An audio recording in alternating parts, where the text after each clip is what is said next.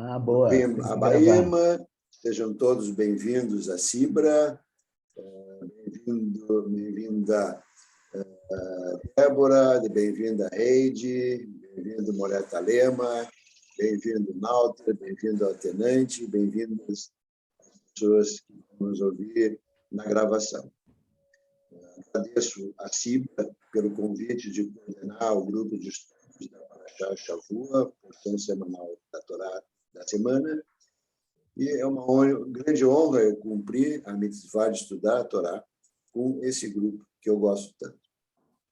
Agradeço a presença de cada um de nós que valoriza o estudo da Torá, tanto presencialmente quanto vendo e ouvindo a gravação, e desejo, então, finalmente, que cada um de nós encontre inspiração aqui para o estudo da Torá.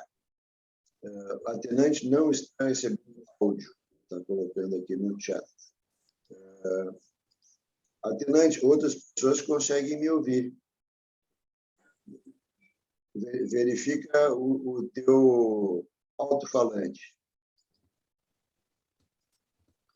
Bom, então, eu sou Carlos Vengrover, vou coordenar o estudo da Torá hoje e conto com comentários, né, dos participantes ao vivo, conto com comentários do Moreta Lema, que é bastante conhecedor do assunto, e quem quiser colocar perguntas ou fazer comentários, é só levantar a mão, né, que eu paro, ou quem estiver falando para a gente poder ouvir o participante de uma forma que todos possam participar. Baruch atah Adonai Eloheinu melech haolam asher kiddushanu bemitzvotav vetzivanu la'asot bedivrei Toratecha. Amém.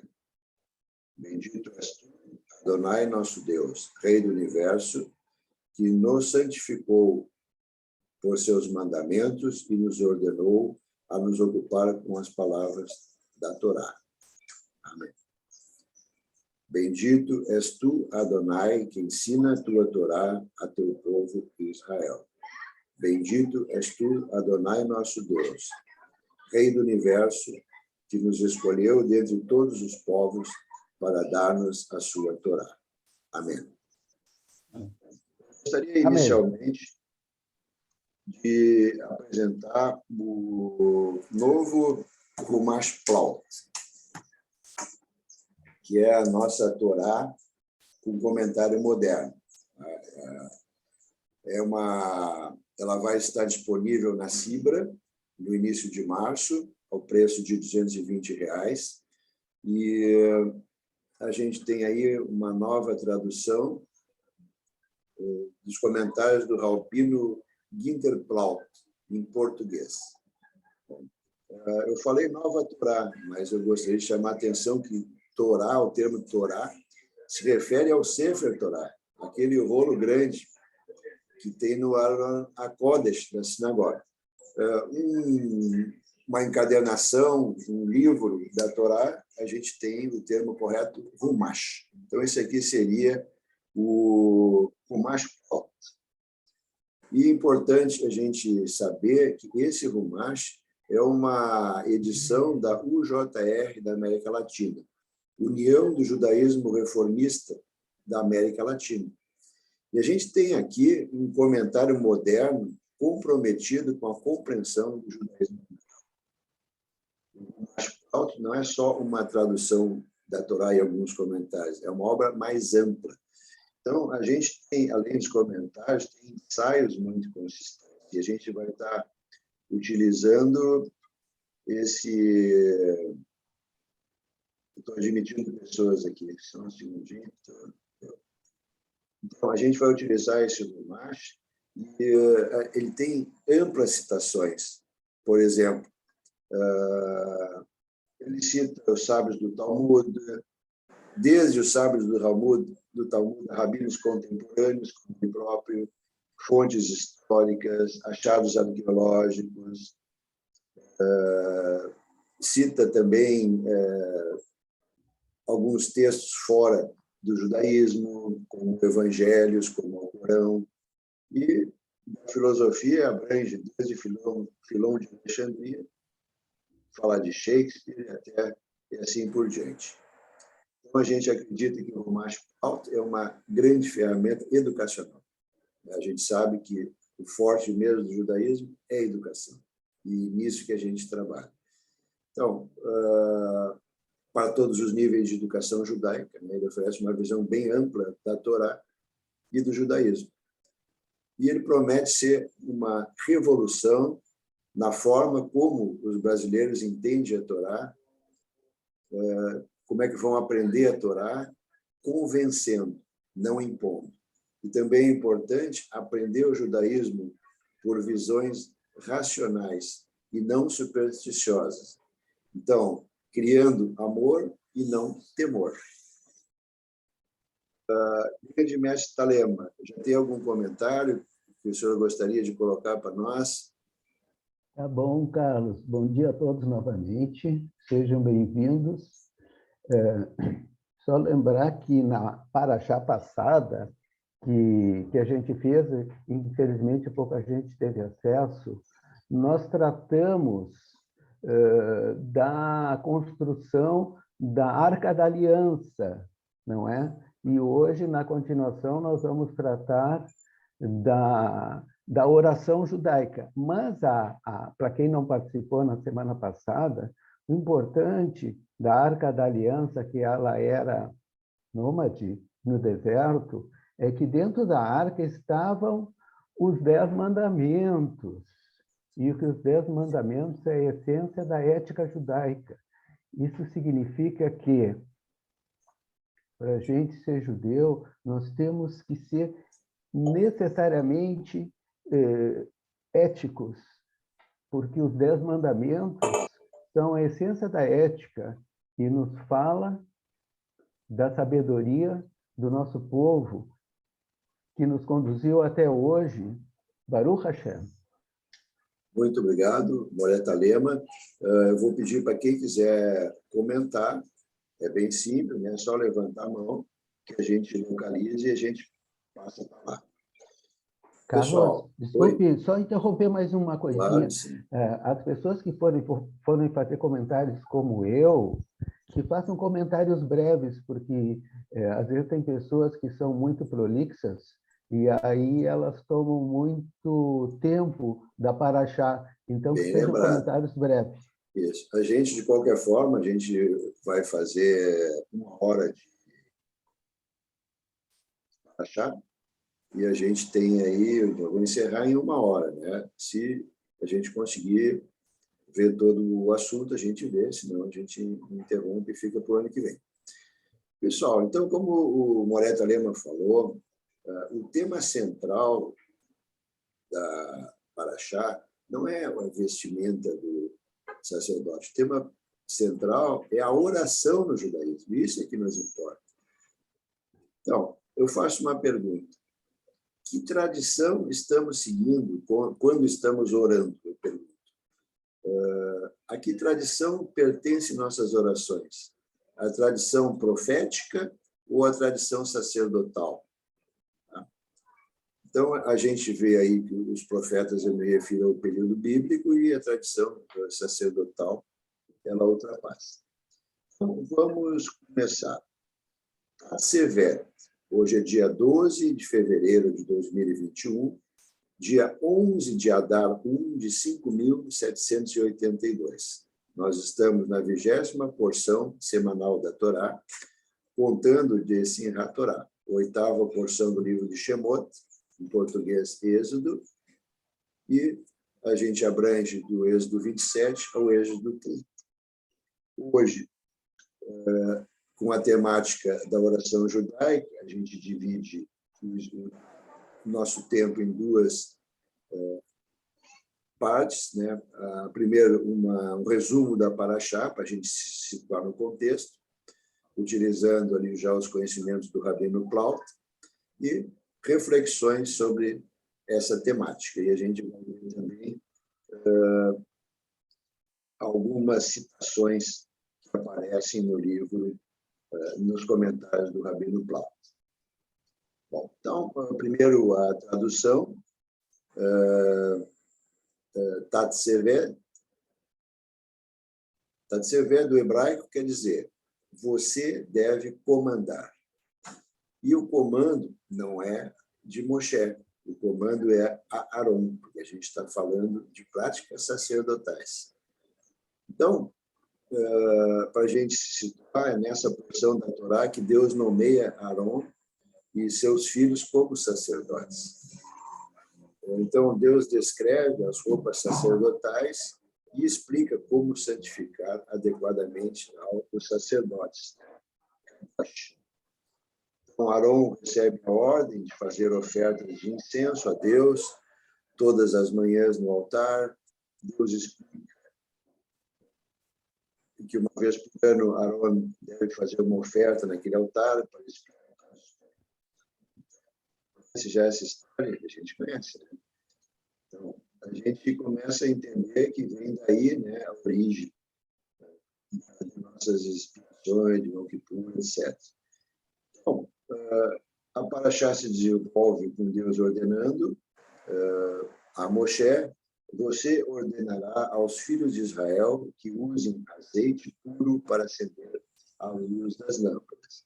Então, na Parashá, aparece Deus falando a Moshe com a palavra atá. Atá quer dizer tu, você. Mas não aparece a palavra Moshe em toda a Parashá. Então, Arão deve estabelecer essa luz para queimar continuamente no santuário, servirá de luz para Deus e por todas as gerações. Então, a gente já pode entender que essa luz, conforme o Rabino Plaut, se refere a menorá. Não é uma luz especial. A própria menorá deve permanecer acesa durante todo o tempo. Tá? E nas sinagogas atuais, por exemplo, na Sibra, se a gente for ali onde está o nosso Aron HaKodesh, a gente tem uma luzinha vermelha que fica acesa todo o tempo. E além da luz vermelha, se for energia elétrica, a gente tem as iluminações de emergência e a bateria. Então, a gente está cumprindo de uma forma aí moderna a mitzvah. Então, faça com que Aron me sirva como sacerdote, isso diz Deus. Faça para eles vestimentas sagradas, e dá os detalhes, que já viu várias vezes, e que eu não vou descrever, né? Eu vou mostrar algumas imagens que é descrito, para a gente poder ganhar tempo e a gente poder se fixar no texto e nos comentários. Então, eu vou passar aqui para uma imagem para que a gente consiga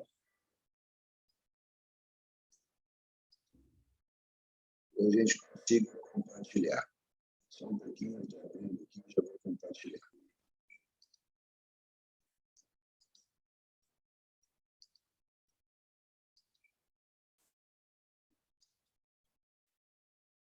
Pessoal, todo mundo consegue ver a imagem? Beleza? Então, sobre a Parashat Tatsevé, a gente vai visualizar essa vestimenta. Então, desde a cabeça, peitoral, né, o efod, o incenso, etc. Toda essa vestimenta, a gente entende, né, eu digo o Rabino Ginter Plaut, entende que ela não seria uma vestimenta da época nômade do deserto. Isso aqui não se consegue fazer. Ela é típica de uma vestimenta do templo, né, que se realiza muito tempo depois do tabernáculo. Só que as pessoas que escreveram, né, a fonte P, da época pós-salomônica, eles dizem realmente que seria assim, e Plaut acha que seria muito mais simples. Eles conseguiram enfeitar bastante, né, a redação. parece algo do templo, da época do templo e não da época do tabernáculo. Aqui a menorá, né, com todo o projeto dela, né, uma menorá que realmente foi utilizada no templo. Uma foto ali, uma pessoa acendendo, sacerdote acendendo acesa. Aqui um desenho, né, uma visão superior do que seria o tabernáculo e o entorno do tabernáculo, e o tabernáculo ali funcionando.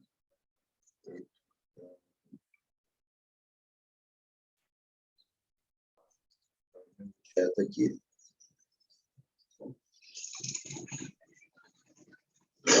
Voltando para o nosso texto inicial, a gente consegue, então, ter uma outra visão, né? O Rabino Plaut, conforme eu falei, se a gente quiser dar uma olhadinha, ele fala na luz regular, né? Na página 573, que foi esse texto que eu citei, né? Essa descrição. E Plaut também, né? Falou sobre que essa descrição do vestuário do sacerdote seria numa época mais tarde, não da época do tabernáculo.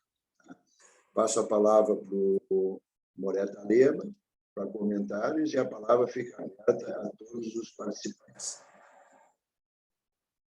Apenas um breve comentário é que a palavra tetzaveh, que é o nome da paraxá, é da mesma origem da palavra mitzvah, isto é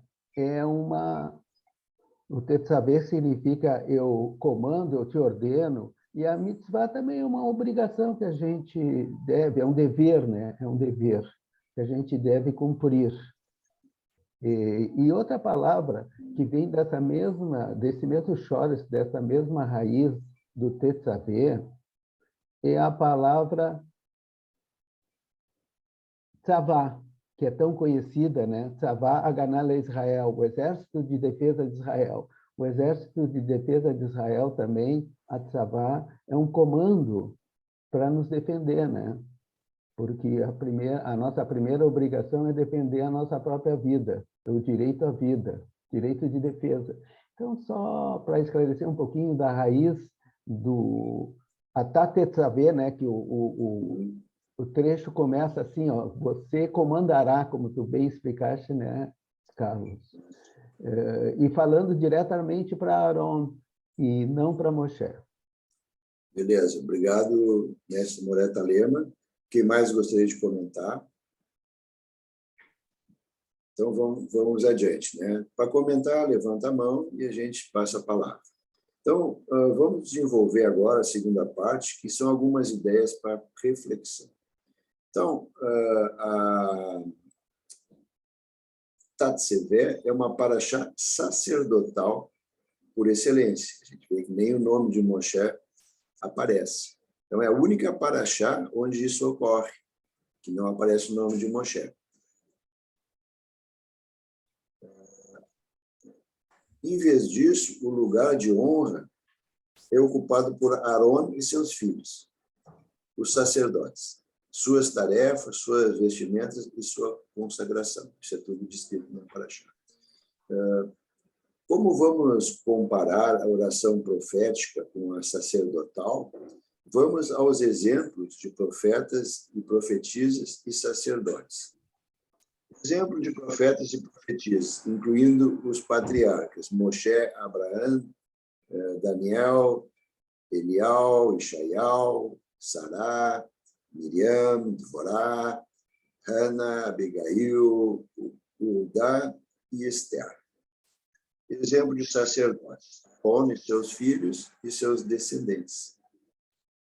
Nesse estudo, quero examinar uma discussão entre dois grandes sábios medievais, Maimônides e Narmânides. em relação à oração. Então, qual é a natureza, então, da adoração no judaísmo? Então, vamos lá, vamos começar. Sobre o dever de orar, Maimônides descreve o seguinte: orar diariamente é uma mitzvá positiva, como é dito, e você deve servir ao Senhor, seu Deus. Isso está em Êxodo 23, 25.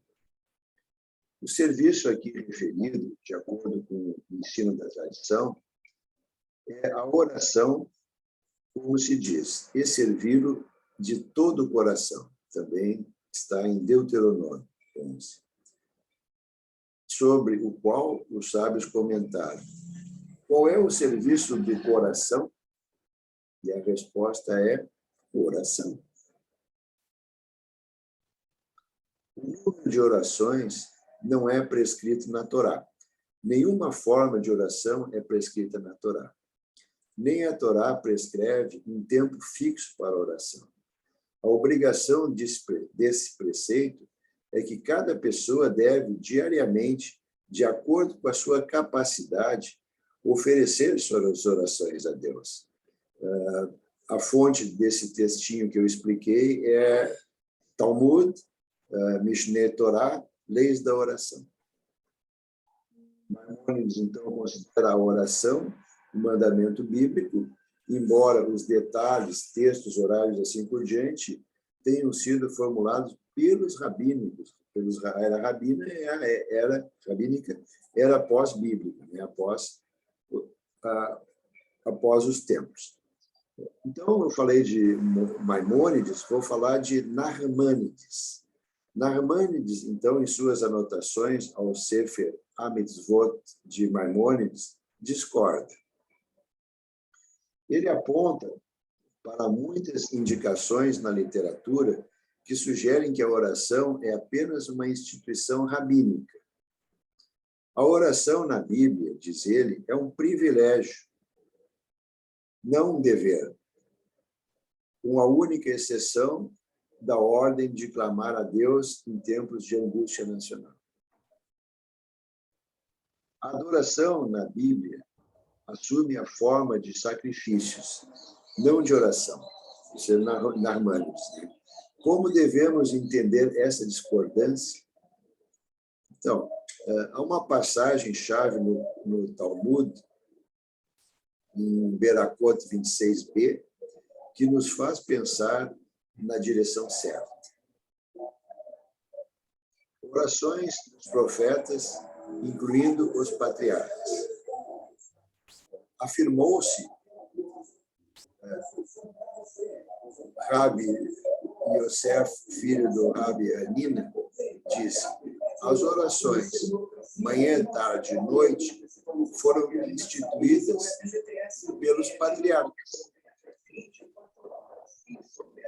E o Rabi Yoshua Ben Levi disse: as orações foram instituídas para substituir os sacrifícios diários.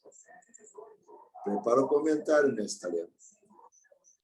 Segundo o Rabi Yosef Ben Hanina, os patriarcas abriram o precedente para a oração.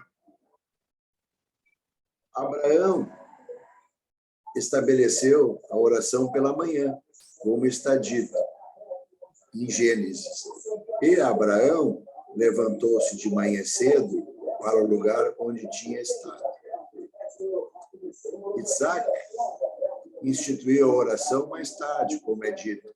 E Isaac saiu para meditar no campo ao anoitecer. Tanto a citação de Abraão como de Isaac estão no Gênesis.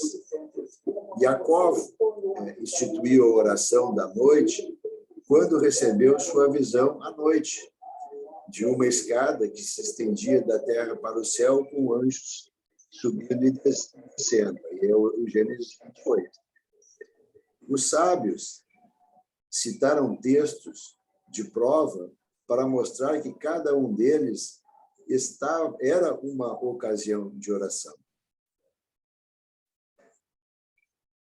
De acordo com o Rabi Yoshua Ben Levi, porém, as orações correspondem aos sacrifícios diários. As orações da manhã e da tarde representam as ofertas da manhã e da tarde. As orações da noite refletem a conclusão do processo do sacrifício, que era feito à noite. Então, essa é uma disputa fascinante, porque nos lembra que havia duas tradições espirituais diferentes na Torá: a tradição sacerdotal e a tradição profética. E a gente vai responder a pergunta inicial: qual delas a gente utiliza? A tradição sacerdotal ou a tradição profética? Então, esses eram papéis diferentes, ocupados por tipos distintos de pessoas e envolviam distintas formas de consciência. A oração profética na Bíblia é espontânea, surge da situação e do momento. Pensamos na oração de Abraão em favor de Sodoma e Gomorra. A oração de Jacó antes do seu encontro com Esaú. A oração de Moshe a Deus para perdoar os israelitas após o bezerro de ouro. E a oração de Hana por uma criança. Não existem duas orações iguais. Mestre Talema e colegas, comentários. Bom, eu vou, então, falar brevemente. Antes disso, eu quero dar as boas-vindas a Marilene, a Kátia, ao Rodrigo, a Ieda, que entraram agora na nossa paraxá. Sobre a questão da oração, ela é muito importante e o que resume, eu acho, essa discussão. Mas antes disso, eu quero dizer a diferença do Rambam para o Ramban, para o Nachmanides e para o Maimônides, né? O Maimônides é o Rambam, é considerado essa discussão do Maimônides com o Nachmanides, o Ramban, que um termina com M, outro termina com N. Então, é uma discussão histórica que existe dentro do judaísmo. O Rambam significa Rabi ben Moshe ben Maimônides. O pai dele era Maimônides, o Rambam. E o Ramban era Rabi Moshe ben Nachman. Começa com N. Então, aí a diferença do Rambam, do Maimônides, para o Nachmanides, Ramban. Tá? Só uma questão assim, eu aproveito assim para falar um pouquinho do hebraico, tá? Mas sobre a questão da oração, ela é muito significativa, né? Hoje em dia, para nós, como entender o que é oração? Então, a oração é uma comunhão com Deus, né? A oração é uma comunhão com Deus. Agora, como a gente estabelece essa comunhão com Deus, é muito individual, é muito subjetiva. E é claro que o Carlos depois vai falar que ela tem duas dimensões, uma silenciosa, que é meditativa, né? Isto é, a meditação silenciosa, ela faz parte do judaísmo, parte essencial. E a oração falada, porque a gente sabe que a palavra tem poder. Então, toda essa discussão ela é muito atual e serve para a gente refletir como é que a gente deve realmente se conectar, se comunicar com Deus, porque a comunicação com Deus, como tu bem falaste, né, Carlos, é eu e tu, Baruch atah, é eu e tu. O Martin Buber que explicou isso bem, né? Todo tempo nós temos uma relação de intimidade com Deus, é Baruch atah, isto é, eu trato Deus como tu, porque eu tenho uma comunhão, eu tenho uma intimidade, eu tenho um diálogo íntimo com Deus. Maravilhosíssimo, Talema, muito legal. Então, a gente viu os comentários, né, do Moré Talema sobre as orações dos patriarcas e profetas. E agora vamos dar uma estudadinha na oração dos sacerdotes, né, que é a partir do tabernáculo. Então, vamos lá. Muito diferente é o serviço dos sacerdotes. Aqui, o que era principal era o sacrifício, não as palavras. Na verdade, embora os levitas cantassem canções no templo, e embora os sacerdotes tivessem uma fórmula fixa de bênção, na maioria das vezes a adoração sacerdotal acontecia em silêncio. As ações dos sacerdotes com precisão, não era um tipo de oração espontânea como dos patriarcas e dos profetas. Qualquer desvio, como a oferta espontânea dos filhos de Arão, Nadav e Aviram, era perigoso.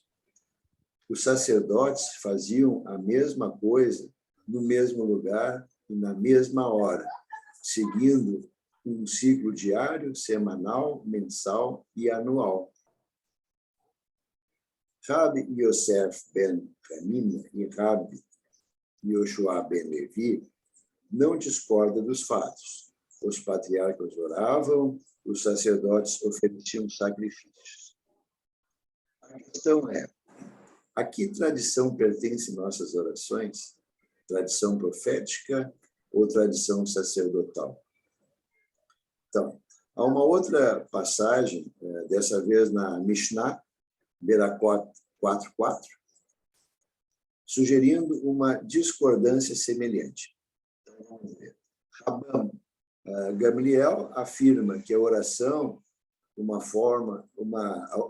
desculpa, só um pouquinho de engasguei aqui. Rab Gamliel afirma que em cada oração uma pessoa deve dizer as 18 bênçãos, que são a forma original da Amidá, a oração permanente. O Rabino Yoshua diz que deve-se dizer 18 abreviado. Rabino Eliezer diz, se uma pessoa torna sua oração fixa, makevá, então não é uma oração genuína. Sábios posteriores, tanto no Talmud da Babilônia quanto no de Jerusalém, discutem sobre o que exatamente o Rabino Eliezer quis dizer. Alguns sugerem que ele não falava das palavras que dizemos, mas da maneira como dizemos. Não devemos considerar a oração um fardo ou lê-la como quem lê uma carta. Como é que a gente costuma rezar na sinagoga? Cantando, né? Outros dizem que ele quis dizer que devemos fazer uma nova oração todos os dias, ou pelo menos introduzir algo novo nas 18 bênçãos. Este é um desacordo entre os respectivos lugares de estrutura e espontaneidade na oração. Então, a gente está vendo aí a estrutura contra a espontaneidade. O argumento da Mishnah, em Rosh Hashanah 4.9, diz respeito ao papel do indivíduo em oposição à comunidade na oração. A visão anônima na Mishnah afirma que, assim como o líder da oração, o Shliach Tzibur, é obrigado a recitar a oração, cada indivíduo é obrigado. Rabban Gamliel, no entanto, afirma que o líder da oração isenta os membros da congregação. Em conjunto com circunstâncias, testemunha uma profunda diferença de opinião, tanto quanto a tradição oral, como a tradição sacerdotal ou a tradição profética. O sacerdote ofereceu sacrifícios em nome de todo o povo. Seus atos eram essencialmente comunitários, seguiam um padrão invariável e precisamente ordenado. E nem a gente reza no Sidur, né? Todo o tempo, tudo igual. Os patriarcas e profetas falaram como indivíduos, espontaneamente, conforme as circunstâncias exigiam. Já estão chegando na conclusão que eu quero chegar? Vocês estão entendendo a conclusão? Eu acho que sim, mas vamos lá. Rabi Eliezer, com sua oposição, favorece a tradição profética, assim como a visão de que cada indivíduo é obrigado a orar. Rabban Gamliel, com sua insistência, tem um texto fixo e sua crença de que o líder da oração isenta os membros individuais da congregação. Vê a oração em uma perspectiva sacerdotal. O líder da oração é como um sacerdote. A oração como um sacrifício e a oração como um ato essencialmente comunitário. Mestre Talema e outros colegas que queiram comentar.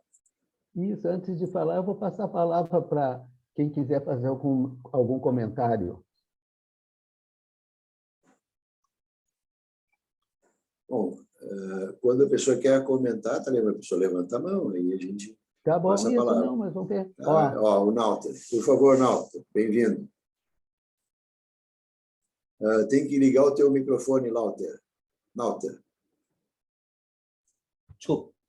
Beleza. Pelo que nós temos 4 tipos de orações. Temos oração silenciosa, temos oração audível, temos oração pública, na verdade, acho que são 3 orações. E tem aquelas orações que são assim, são formatadas, não é? Por exemplo, para colocar a mezuzá, etc. Nas cerimoniais são orações que são formatadas.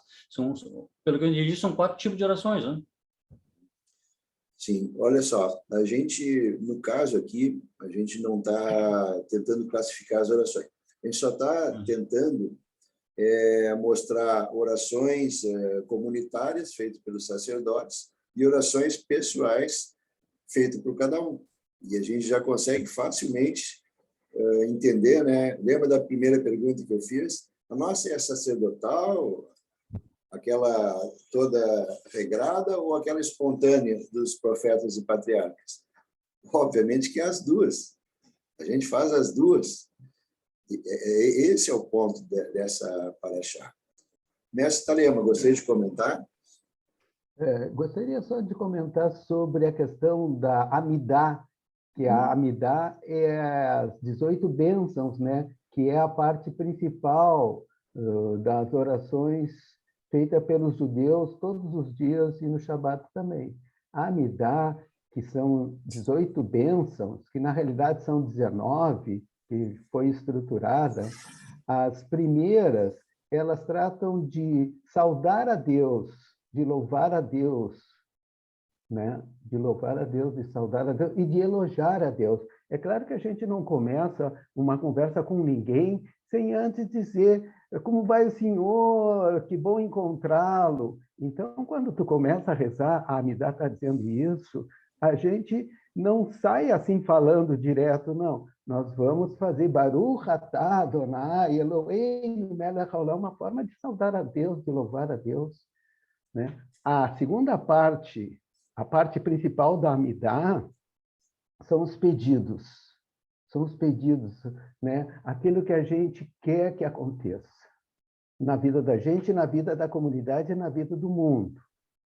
E as últimas bênçãos da Amidá são de agradecimento. Então, a Amidá, a reza judaica por excelência, ela tem 3 partes. O elogio a Deus, os pedidos a Deus e o agradecimento. Mas hoje a gente sabe que quando a gente agradece, a gente já está agradecendo sabendo que aquilo que a gente está pedindo vai se cumprir. Isso que se chama fé.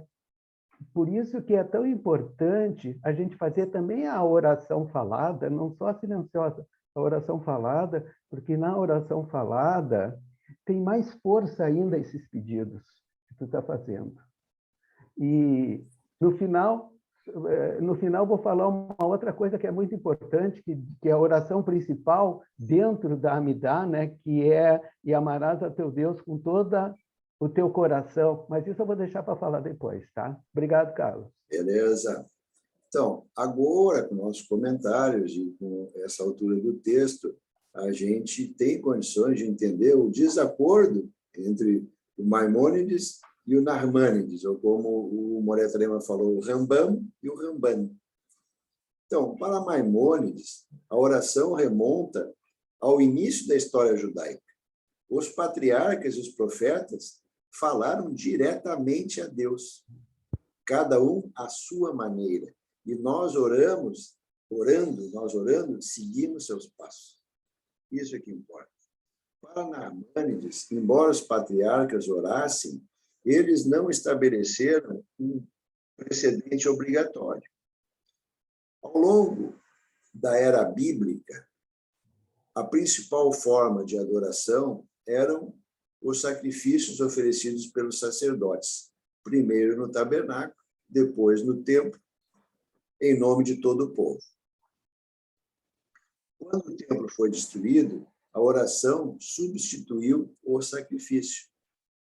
E por isso que a oração é apenas uma obrigação rabínica, não bíblica. A rabínica que eu falo é no período pós-bíblico, pós-templo. Foi estabelecido pelos rabinos após a destruição. Para Maimônides, no centro da oração está a experiência profética do indivíduo em conversa com Deus. Para Narmânides, ao contrário, a oração é a adoração coletiva do povo judeu, uma continuação do padrão estabelecido pelo serviço do templo. Podemos agora apreciar a síntese surpreendente da tradição judaica, porque, surpreendentemente, cada oração, com exceção das orações da noite, é dita 2 vezes. Oramos uma vez em silêncio como indivíduos, depois em voz alta, repetição do leitor, como uma comunidade. O primeiro é profético e o segundo, sacerdotal. A oração judaica, tal como existe há quase 2000 anos, é uma convergência de 2 modos de espiritualidade bíblica, supremamente exemplificados pelos 2 irmãos, o profeta Moshe e o sumo sacerdote Aarão. Moreta Lema e colegas, uma palavra.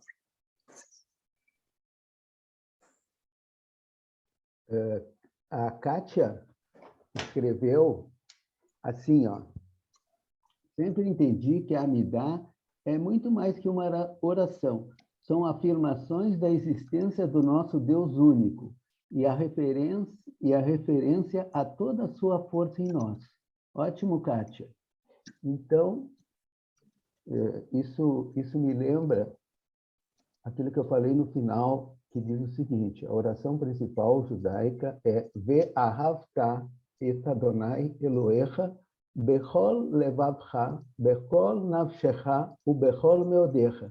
Isso, traduzido, é assim: e amarás ao teu Deus com todo o teu coração. Aí é silenciosa, né? Com todo o teu coração, com toda a tua emoção. Bechol nafshecha, com toda a tua mente, né? Com toda a tua mente, com todas as tuas palavras, com todos os teus pensamentos. E bechol nafshecha, ubechol meodecha, e com todas as tuas forças. Isto é, tu vai usar todas as tuas forças, todas as tuas virtudes para criar essa relação de intimidade com Deus, porque é nessa relação que a gente se fortalece. Inclusive, nesse texto, Tetzaveh, é usado como um oráculo, não é? Era usado como um oráculo. As pessoas tinham dúvidas, queriam esclarecimento, então elas iam em direção aos sacerdotes, faziam as perguntas, e os sacerdotes tinham Urim Vetumim, que eram representações do sim e do não, para saber se a pergunta que ela estava fazendo é sim ou não. Eu acredito que é muito importante a gente tirar as nossas dúvidas com Deus, pedir a Deus que nos esclareça e nos indique os caminhos, se a gente está certo ou está errado. E nesse sentido que a gente usa toda a nossa intuição para chegar a Deus e conseguir escutar a resposta de Deus. E Deus, então, é que vai nos fornecer essa orientação. Beleza, Thalema. Eu queria fazer um comentário sobre o comentário do Thalema. Tinha uma pessoa que não precisava do Urim e do Turim. Quem era? Moshe, porque ele falava direto com Deus. Ele tinha já a resposta na hora, né? Em forma de diálogo. Bom, eu vou ler agora, aqui na página 575, aqui, eu selecionei 3 itens aqui da coletânea do Rabino Plaut, tá? Que são muitíssimo interessantes. Bom, a primeira, luz para Deus e para a humanidade. Quando Israel acende a menorá, ela lança luz, por assim dizer, para Deus, assim como Deus dá luz a Israel. Isso aí é Isaías. Outra citação da coletânea. Os que estudam a Torá iluminam onde estão. Isso é um midrash. Judeus devem acender o Ner Tamid, cada um no seu coração, e não apenas no tabernáculo. Isto na sinagoga e na escola. Eles devem acendê-lo fora da cortina, na rua, no mercado, em atividades profanas, em todas as questões relacionadas a seus semelhantes.